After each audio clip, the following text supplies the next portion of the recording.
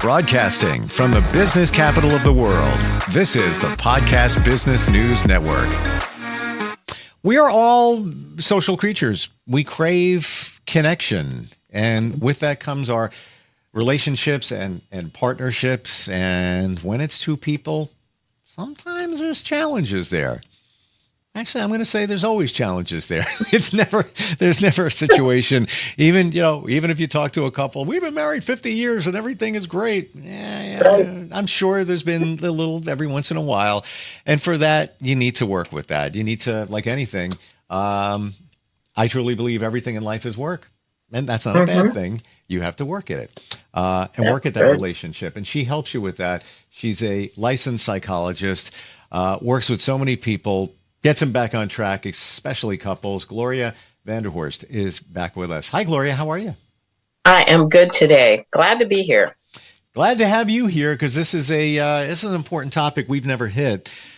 That's right. In past episodes. But what lately do you hear from couples that they're dealing with? Is there any changes, or is it a lot of the classic challenges that they come to you with? Let's see. COVID created significant changes for everybody. Sure. Couples in particular. Most families today have two working parents and they have children. Everybody's home. Think about that. Right? And if you have preschool children, you can't take them to daycare. They're home as well. Yeah. While you're working. COVID was really a disaster for marriage relationships. Agreed. I see a lot of couples coming for therapy. And would you say, I'm really curious about this because I keep things on my radar. Would you say, Gloria, that as a result of COVID, you saw a significant uptick in the amount of couples coming to you for therapy and counseling? Oh, absolutely. Yeah. Absolutely. Couples are desperate to kind of regain some equilibrium, to really find each other again. Now that their kids can go back to school, they can go to camps, they can go to daycare. Mm-hmm. The couple is left with this. It's like a tsunami. You remember seeing pictures of a tsunami and how it just wipes out everything along the shore? Yes. And there's just a pile of rubble every place. And then you see people kind of walking through and over and under all of that rubble. That's the way I think of couples after COVID. All right. Their whole structure has been devastated and destroyed and kind of turned upside down. So they're looking for pieces of this relationship to grab onto again, to put back together, to rebuild. Or, the opposite of that, you have this tsunami that comes in and also makes one or both part of the couple realize life is short. Why am I doing this? Right. And then there's, then there's that. That's right. Yeah. Yeah, that's a natural consequence, I think, of any disaster. All right. You think of loss, for example. One of the significant losses for a family is the death of a child. And often after the death of a child, there's this rift in the marriage relationship, and some marriages can't survive it. It's just too difficult. Sure. Sorry about that. No worries, no worries at all. You're the woman in demand. Yes. It is a challenge in any relationship. Then you add the COVID in. I heard this, Gloria, that our perception is that it is usually a communication issue. That's where it's gone wrong. But I'm hearing more, not so much. We assume it's a communication issue, but it could be a lot of other stuff that's going on in the relationship. I think it's a history issue. We come into a marriage relationship seeking to repair something from our history. We don't realize it at the time. So I have an example that I'm working on right now. I'm writing a book about men and boys, And I'm right now in a chapter about this couple who marry right out of high school, not because they're pregnant, but because each one of them is seeking to escape the difficulty in their own families. And they believe that if they come together, they've rescued each other. And so you know the end of the story, right? They repeat the trauma from each one of their families of origin, and they end up in huge arguments and battles with each other. So I think it's history. It's your early childhood experiences that really shape what your emotional needs are. And so if you don't dive into those and really clean out the junk, right? It's like cleaning the bottom of a swimming pool, all right? It's not safe to swim there unless, you have a good suction equipment and can clean out the junk. In my observations, which have been heightened in the last number of years, I think you're spot on with what you just said, where it is maybe not necessarily always an escape from your family life, but you don't even know, you're subconsciously, you're finding other people to, for whatever reason, heal from it or make yourself feel better, deflect from it in your mind of what happened when you were a child. And I'm not saying that, all childhoods were bad, but you might have internalized something that could have been just very little, but you've carried it along with you. And now you carry it into another relationship. You carry it into another relationship. And we all know how that ends pretty much. Right. Yeah. So couples always, the majority of couples come announcing that they have a communication problem, because when your relationship breaks down, that's where it shows. All right. That's the external scar that you see. We're either fighting more, or we're not talking to each other, or we're bickering over small things. So they typically come reporting a communication issue. And there are processes out there that take that seriously and train people in better communication. I don't use a process like that because I don't think that it really resolves the connection between the two of them. It could improve the way that they function with each other, because if you're communicating better, obviously there's going to be less stress, less tension. But I believe in a process that goes deeper into what really causes this strain between the two of you. It's an emotional issue that is inevitably grounded in childhood someplace. We could just ring the bell right there and be done. I'm serious. There it all is. There it is. And you've often hear somebody say, "Oh yeah, she's got daddy issues." She probably does. It's a cliche, but it is. By and large, even on the guy side, he's got issues with a parent or whatever it is. But it's usually true. That's what's going on there. Yeah, absolutely. All right. So we come into the world dependent on our parents. And that dependence from day one shapes the way that we are going to relate to others in the future and the way that we're going to problem solve. We don't know it at the time, but you can look back and you can find it in people's histories and everyone's history. We think it doesn't make much difference how infants are treated, that they're pretty resilient, but they come into the world with their emotional system fully formed because that's their survival mechanism. They can't walk, they can't talk, they can't feed themselves, but they can read the environment emotionally. They are masters at reading the environment emotionally. And that's their survival mechanism. They know who's safe. They know who's dangerous.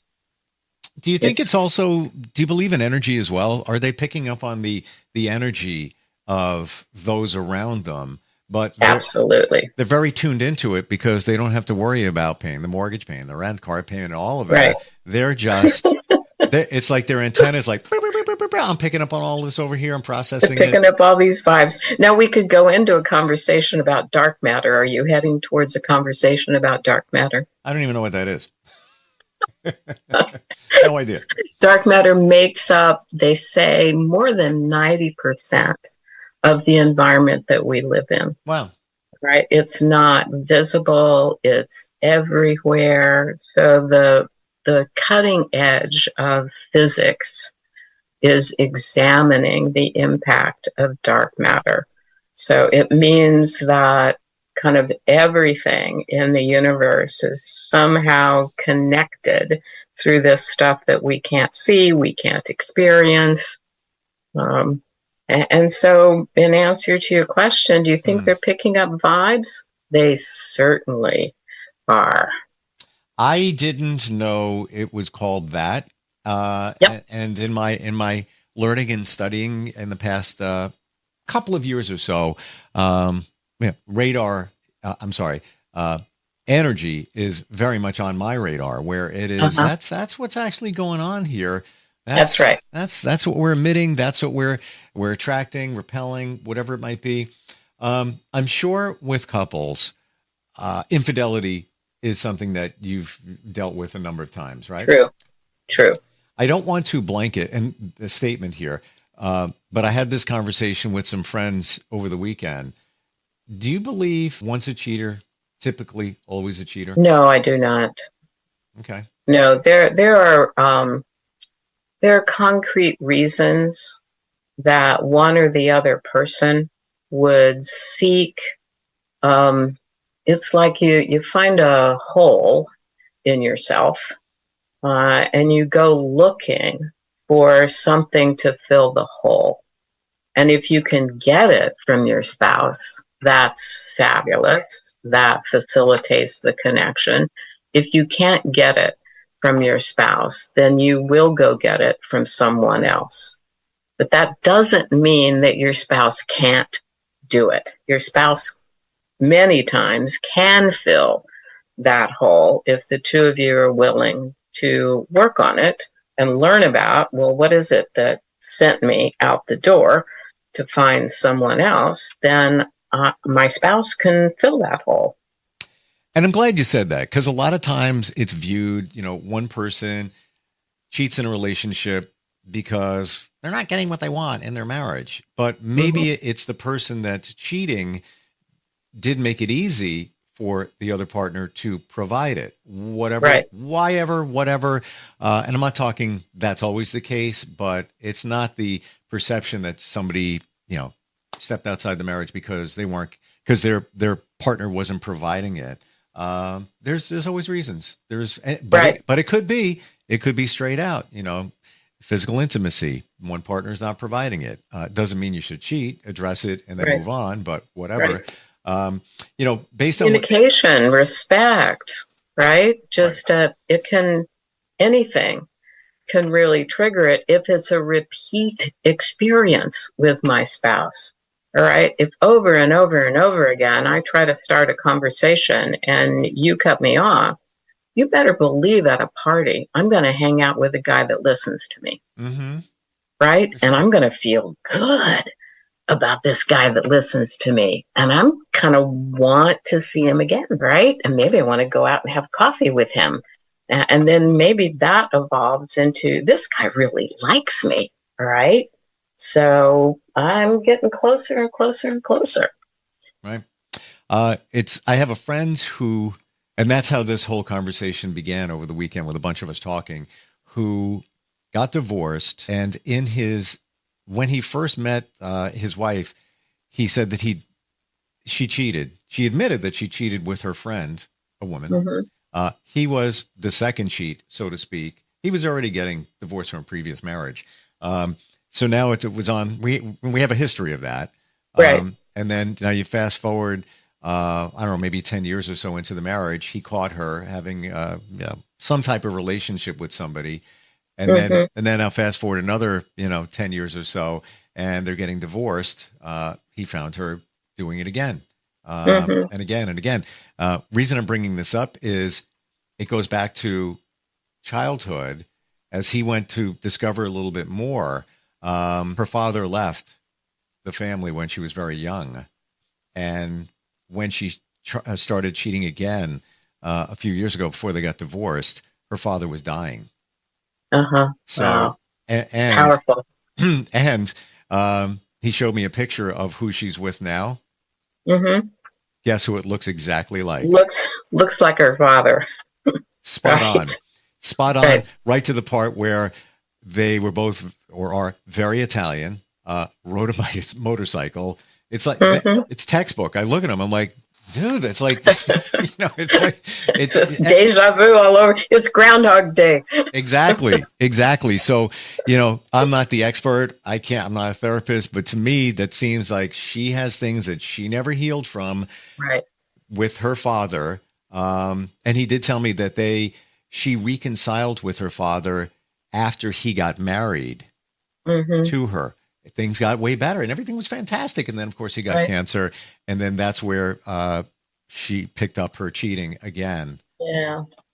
Yeah. Yeah. Powerful. Our early childhood experiences and those emotional needs that don't get met are incredibly powerful. And if we don't uncover them, if we don't address them, they leak out. Sure. They find a way to express themselves in our work, our relationships, the way we treat ourselves. Yeah. Uh, they're present all the time.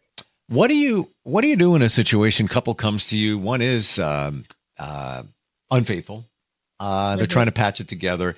How do you recover from the loss of trust there? It is a difficult process, but I know couples who've done it and who have put the energy in. You have to have a reason to stay, right? Maybe your reason is your children. Maybe your reason is your own embarrassment, right? I don't want my, friend group and my family Right. and everybody I know to see me as someone who either cheated or was cheated on. All right. So sometimes the motivation is just simple privacy. But whatever the motivation is, if the person who's been injured is willing to stay, they will learn about the injury of their spouse, right? Because it takes two injuries to create a cheating situation. And they can then decide if they want to come together to heal. It's so interesting why people stay, but it's usually what you just said or your history. We've been together, 12 Right. years and, Right. we've got the house, we've got the kids, we've got all of this behind us. And now I'm just going to, because you cheated, I'm just going to throw it away. It's hard to do Right. that, but it's also hard to trust moving Right. forward. And we talk about, cheating, infidelity here, but it could be even somebody who wasn't honest in finances. Mhm. Took a ton of money and did something with it and didn't tell the That's other right. person. That's right. I've had cases like that, and in particular, where one spouse actually accesses the finances of the other. So when one person comes into the marriage with significant finances and then finds that their spouse has accessed them, done things with them, either gambled with it or invested in things that turned out to be bust or stupid, and they really feel significantly, and they are betrayed by this person. It's hard to recover do you from think that. do you think that's almost as in that situation, that extreme situation where one came into the marriage with, a substantial amount of assets and then somebody else, the other person in the marriage or partnership, um, took a large part of that money. The impact, is it similar to somebody who was unfaithful? It is very similar. It's a betrayal, Yeah. right? And it's a complete undermine of the other person. All right. It says, I do not believe that you would be able to kind of listen to my need and participate in something that I either want to take a risk at, or I want to experiment with, or I think is, the future. Right. Um, it says, you're not to be trusted. And So I the have to go respect. behind your back. Look at the loss of respect. You blatantly have shown to the other person that you don't really respect them because Right. you're able to do whatever you did. How do you ever, or do you ever, Gloria, in those situations, fully recover? Is it even possible? Or you'll always have the other person who was done wrong, so to speak, will always have it on their mind like, yep, you're on my radar, low level, but it's there. Mm-hmm. There. Yeah, I think it's, we keep these things, right? We don't wipe out any of our memories. Mm. So it is always there. The question is kind of, what's its resonance? How loud is it? How significant is it? How important is it? If I've managed to shrink it where my confidence in the other person, my attachment to the other person is truly strong, and I'm satisfied with how the two of us are functioning, then, I can tolerate that one percenter. It's not going to bug me. And probably I'm rarely going to be able to even think about it or reflect on it. Well, I guess, in closing this particular topic, if it's the financial end of things, you can take the steps to protect. Mm-hmm. You can do things. All right, you know what we're Right. going to do? I'm taking all of mine and I'm going to put it, and you don't have access to it. Right. That's the way it's going to Right. go. When it's a cheating situation, you can't Yeah, follow when it's the emotional. And You then can't bank the emotional No, or put it into a trust. and you can't follow. Trust is a great word, and you can't follow your partner either 24/7 to see that they're being honest and Right. I could watch my money 24/7 if I wanted to. That's my point. So there's a layer of just a layer of, I'm trying to think of the word, comfortability, I guess. I don't know where. Well, so here's what's going through my head. We put chips in dogs, right? Yes. Right. So I could find my dog any place. Oh, funny you should say that. If we put the right kind of chip in. Right now, the chip just identifies the dog, but you could put a tracking chip in the dog. Well, so maybe someday we'll devolve or evolve to putting tracking chips in our spouses. So in just a couple of moments left here, but I'm gonna based on what you said, you can put things like Life 360 on your phone and track the other person. That's right. If somebody cheated in a relationship and the other person said, you went through counseling, therapy, and everything. Mm-hmm. All right, let's put your money, where your mouth is. How about we put Life 360 on your phone? It's a free app, and I'll know where you are 24/7 all the time. Are you good with that? You're right. The iPhone has done it already. Is that reasonable for one person to say to the other one, or we're just we're making something bad even worse? What do you think? No, I think depending on the motivation, all right, it's a reasonable thing to do. Okay. Actually, if you think about it, we when we give a kid a cell phone, we do it, right? My granddaughters are tracked. I can pull them up at any time and see where they are. Same thing with my daughter.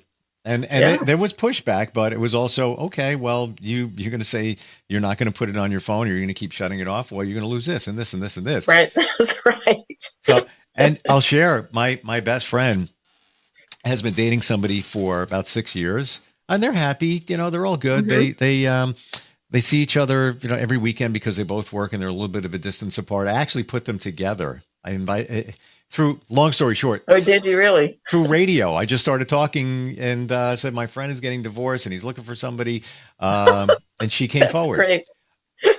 But they both have Life 360 on their phones, and they track each other. And I don't know if that's healthy, because they've never given each other a true reason, but they know where each is. Well, I will tell you just in my own experience. All right. So, as I said, my granddaughters get tracked in that way. And there are just sometimes that I think about one of them and I'll go to see where they are, and there's something comforting about that. She's there, right? And I can imagine, she's shopping with a friend. Yeah, I agree in that regard. Yeah, if there is a comfort. I guess, every relationship is different. Mhm. If you're both okay with it, then who's to judge? Who's to It judge, right? depends on the motivation, Yeah. Yeah. right? Why? I know a couple who are they they live in the same house, they're married, but they'll talk to each other on their cell phones. They won't actually go to where the other one is, right? If Mm, you're upstairs, you won't walk downstairs into the kitchen to talk to the other one. who's You to call them on judge? the cell phone, and I thought, that's ridiculous. But maybe it's not, right? It's the device of the present. Who are we to judge if it works? My daughter lives with me. Yes. She's 15, and she'll call me from upstairs. Hey, can you bring up salad dressing? I'm like, really? And I'm like, you know what? Pick your battles. It could be worse. Absolutely. To navigate us through these challenges with partnerships, how do we find you, Gloria? You can find me on my website, www.drvanderhorst.com. And Vanderhorst is V as in victory, ANDER. Vanderhorst. A lot of good stuff we talked about today, and for that, I appreciate you, Gloria. Thank you so much. You are welcome, Steve. It was fun. Same. Have a good day. You too. I'm tracking you on 360. No, I'm kidding. We're coming right back.